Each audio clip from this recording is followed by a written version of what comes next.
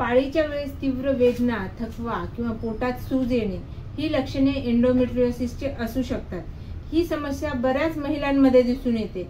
ह्यासाठी आयुर्वेदामध्ये सोपे आणि प्रभावी उपाय आहेत, ज्यामध्ये शतावरी हे युटेरसचं टॉनिक ह्या स्वरूपामध्ये वापरलं जातं। त्याचबरोबर हार्मोन्स देखील बॅलन्स मध्ये ठेवतं।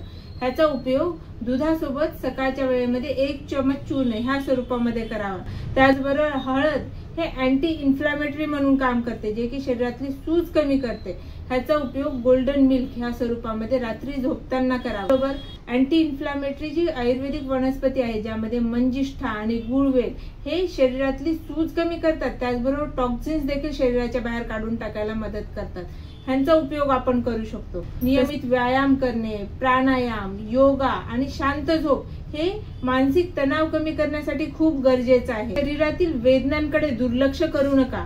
ह्याचं शांत आणि नैसर्गिक उपाय आयुर्वेदामध्ये आहे। फॉलो करा आयुर्वेद आपल्या घरी।